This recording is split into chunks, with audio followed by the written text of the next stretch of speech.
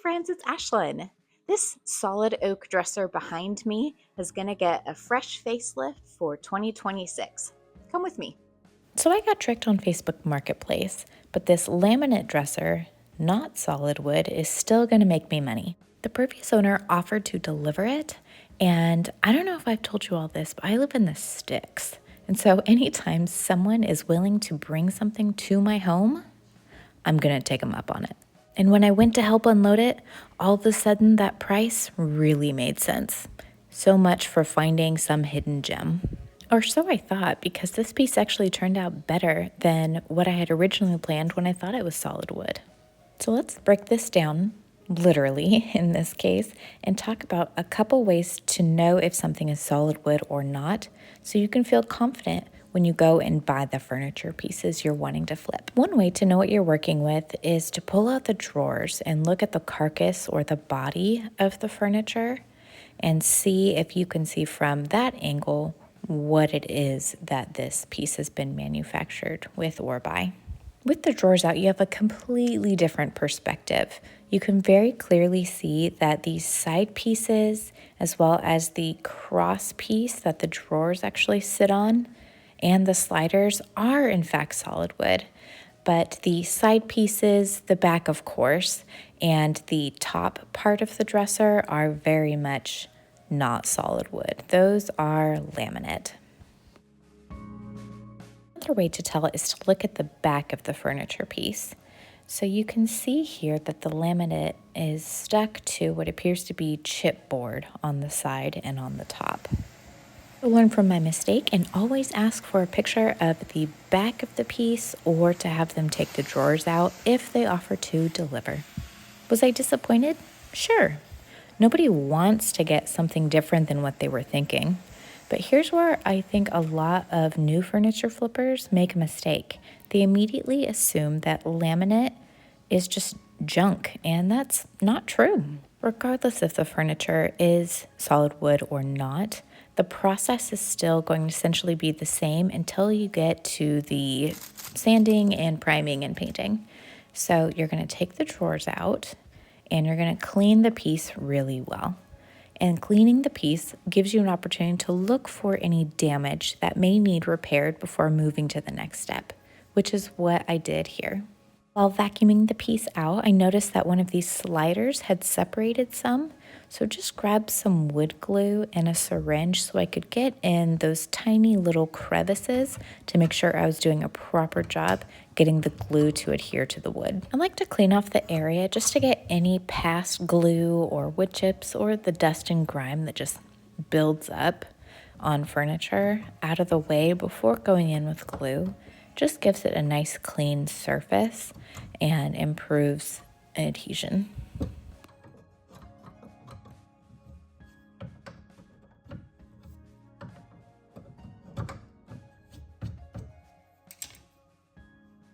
Then, if possible, open up the space so you can get the glue as far back as you possibly can.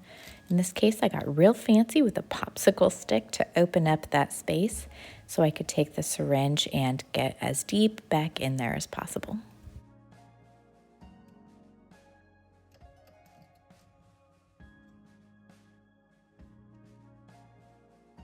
Other than this slider and a couple dents on the side of the dresser, this was actually in great shape. I wasn't seeing any major peeling or lifting of the laminate. Corners were in decent shape, which is a huge positive for working on any dresser, but especially for one that is laminate.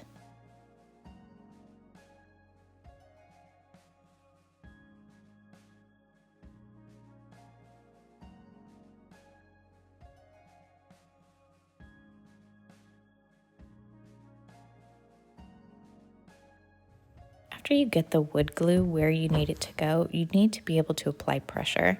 Now, this was a really odd space and my clamps would not fit in, so I had to get a little creative with what I used to apply leverage to this freshly glued spot. So I just used a Dremel case and a couple pieces of 2x4s, which I had lying around, and that was enough to be able to clamp down that slider. Regardless of a piece being solid wood or not, it still needs a really good cleaning before you're going to approach it sanding or priming and painting, because if you're sanding it, it's going to just push that grime into the piece if you've not properly cleaned it. And if you're priming and painting, most likely those will not adhere appropriately. So in this case, I got out some TSP, which is a very potent cleaner because I was going to be priming and painting this piece, and sprayed it down and just gave it a really good scrub. Now, TSP is not a nice, gentle cleaner. This is heavy duty, and you need to be wearing your personal protective equipment when you are scrubbing these pieces. So in this case, I grabbed gloves. You can't really see it, but I've got my glasses on to protect my eyes in case there is a splash. You do not want to get this on your skin.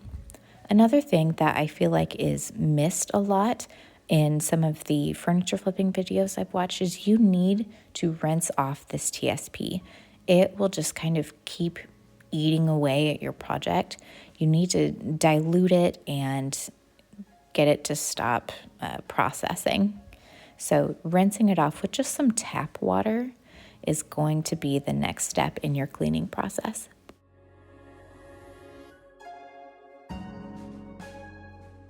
After you've rinsed off the TSP, go in with just a paper towel or a dry rag and get any potential standing water off the piece. You don't want any unfun lumps and bumps.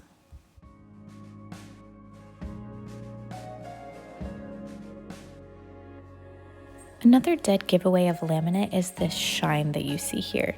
That is not typical on solid wood unless it's got a really high gloss finish, so keep an eye for that as well. Like I said, this dresser has really good bones, and so just these little divots and the gluing was really all that was needed. So I filled these with some plastic wood, and we are ready to start scuff sanding.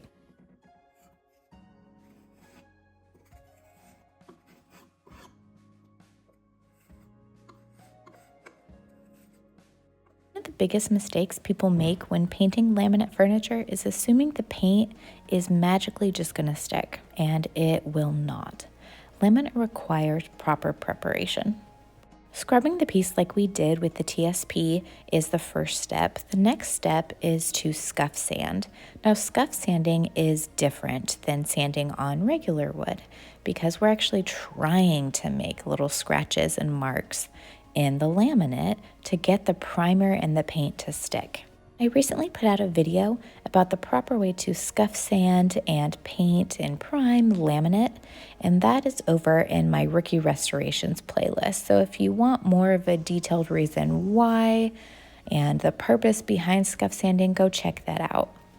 But essentially, you're wanting to make these tiny little micro scratches. And so 15 to 20 seconds sanding with 150 grit to about a 200 grit is going to do the trick. You can use a power sander if you want to, but I tend to lean on hand sanding just because I can use a little sanding block and get in those little nooks and crannies.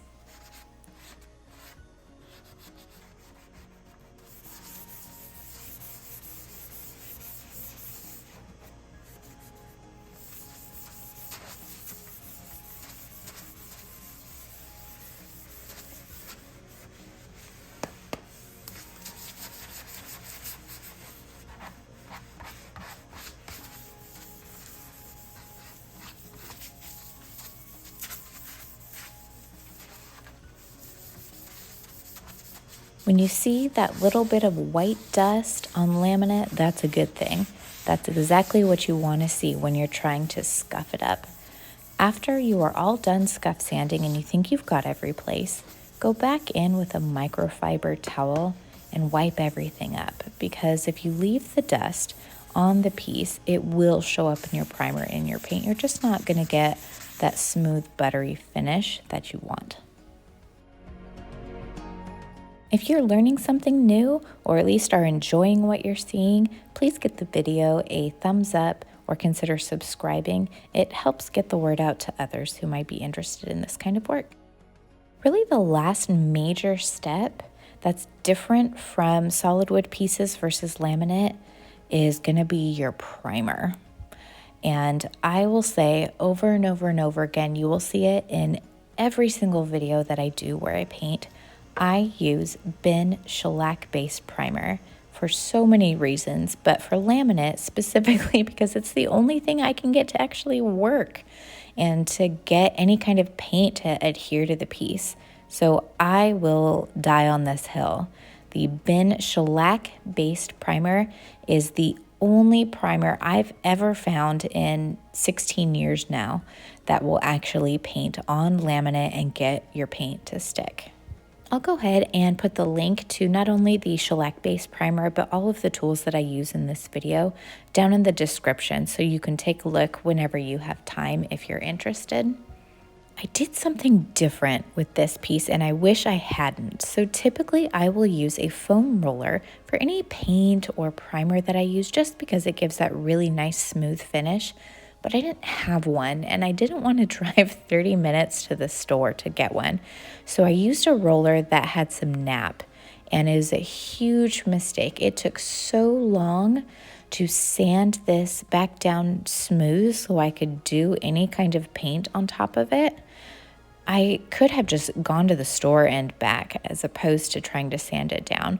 So if anybody has any tips or tricks that likes to use a roller with nap to prime, let me know how you do it and how you get a smooth finish, because boy, that was not my situation.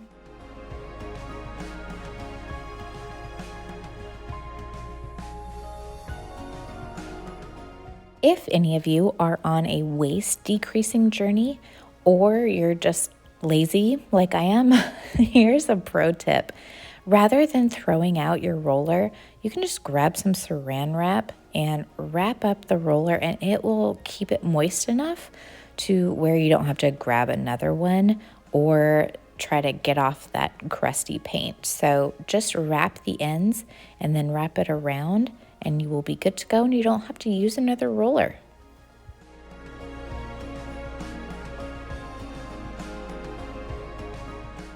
Shellac-based items typically dry really fast, which is an added bonus. But after this primer was all dried, which is about 30 to 45 minutes, I went in with a high grit piece of sandpaper to try to smooth out the substantial amount of nap marks that this nap roller made. And it took a while, but we did get there.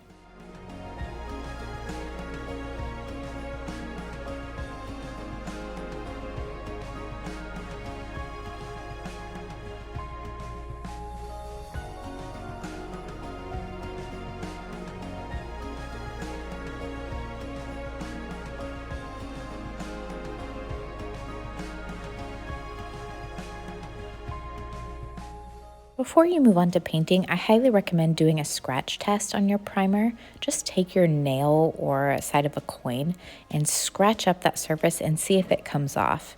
This is going to save you a lot of time if you need to go back and redo it before finding out after you've painted that your paint isn't sticking to your primer. One thing I love about springtime is you can bring out the yard tools. So to get all that fine, minute dust off, I just grabbed a leaf blower and blew all the dust off, and it worked awesome. I will absolutely continue to do this in the future.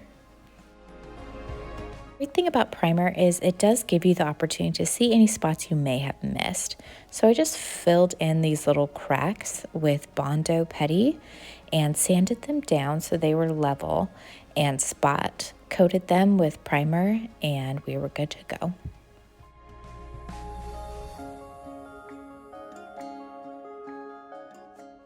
Does anyone else, when they're stirring their paint or primer or really anything, feel like a little witch in their cauldron stirring in their ingredients for their potions? No, that's just a me thing? Okay. As I was looking at the shape of the piece, I realized it could fit really well into an organic modern style home. And organic modern furniture is really having a huge moment right now, at least here in the Pacific Northwest.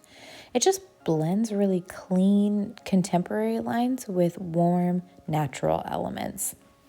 I went with this dark sage color that I had used previously on a pair of nightstands that turned out beautifully. So I was really hopeful it was going to turn out well on this piece as well.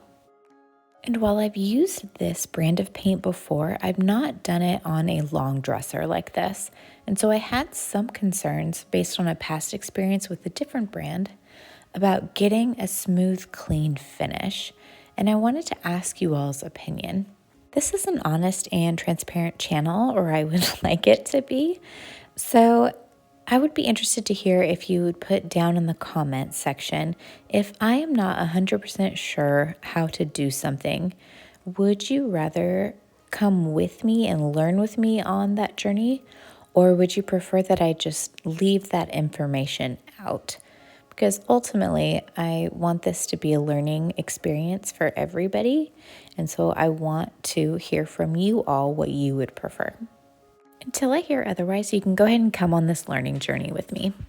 Both this brand and the previous brand that I kind of struggled with dries really quickly. It dries in about 2 hours, but includes the top coat. And that's really why I want to get the hang of this, because it will ultimately improve my process and the time I spend on these.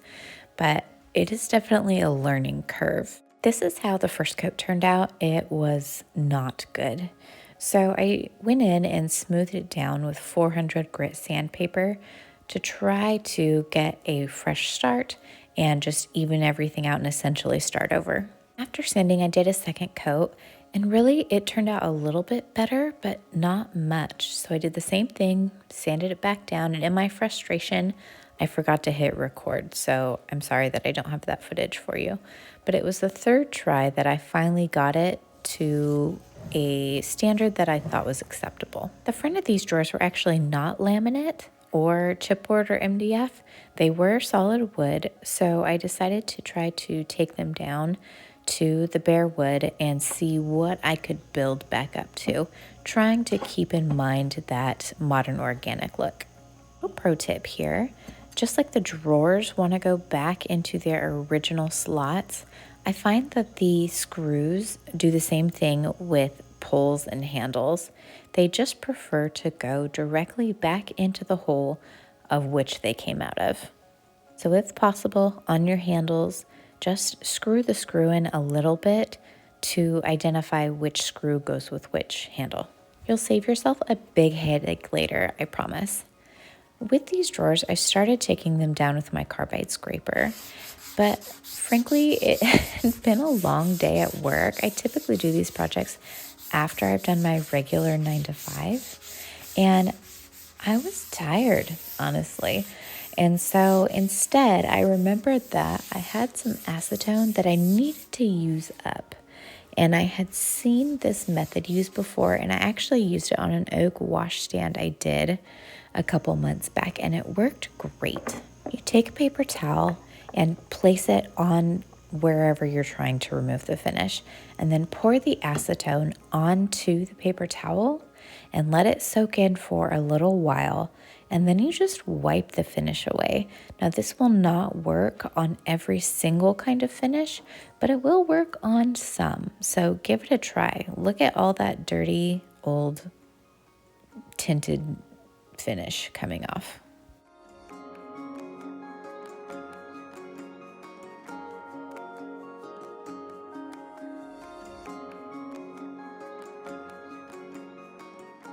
Look at that beautiful, crisp wood that was hiding underneath there. I went in with Minwax Coffee Gel Stain. This has been my go-to gel stain the last few rounds. It comes up so nice on different kinds of wood, and it's a gel stain that you can layer and deepen the finish, kind of different than some of the other maybe penetrating stains, and it's been my fan favorite recently. I did tape off the sides just to keep everything nice and tidy, and then went in with a Dollar Tree sponge. You don't need anything fancy, and am staining with the grain.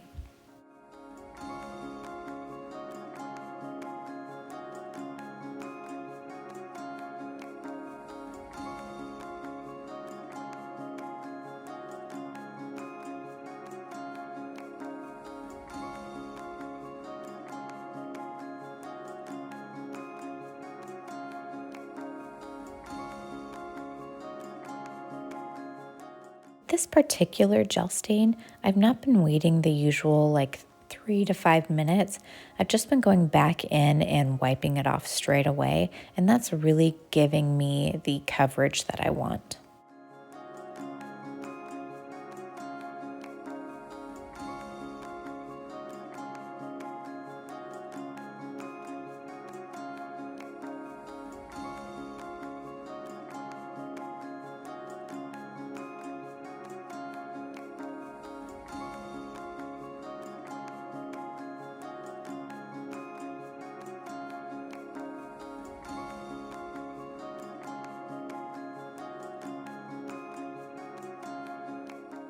Here's where things took another turn.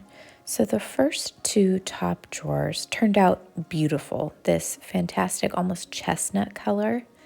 But then after going in and staining the rest of the drawers, they came out almost kind of old pine, and it was pretty, but it definitely wasn't the vibe I was going for, nor did it match the first two drawers, so it just looked really wonky.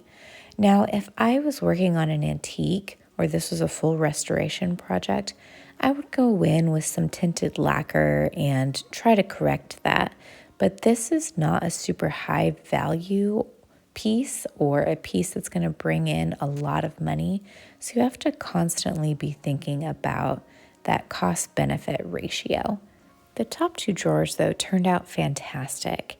So I went ahead and moved forward with a wipe-on polyurethane. I ended up doing 3 coats in total, sanding with a 320 grit sandpaper in between coats just to give it something to hang on to, and they turned out lovely.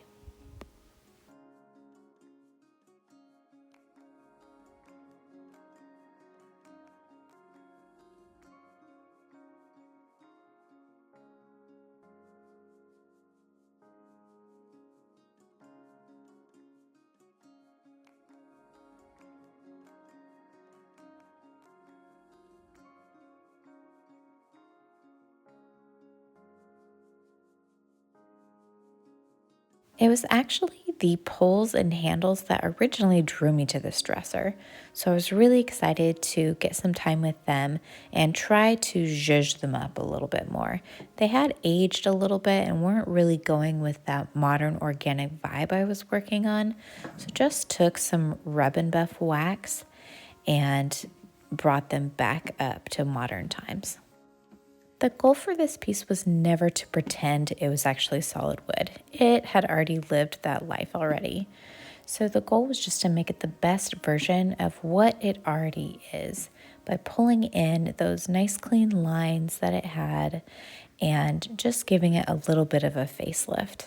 Remember, laminate does not equal garbage. It doesn't mean it's a bad investment. You just have to change your strategy a little bit. So while I may have gotten fooled on Facebook Marketplace, I'm not ready to call this project a loss.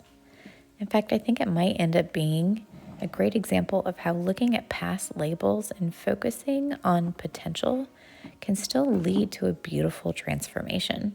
Sometimes the best projects come from adapting when things don't go according to plan. If you've ever been surprised by a marketplace purchase, let me know down in the comments. I would love to hear your stories and whether you were able to turn it into a win. Remember, if you found this video helpful, give it a thumbs up and consider subscribing for more furniture flipping, refinishing, and DIY content. Thanks, and I'll see you on the next project.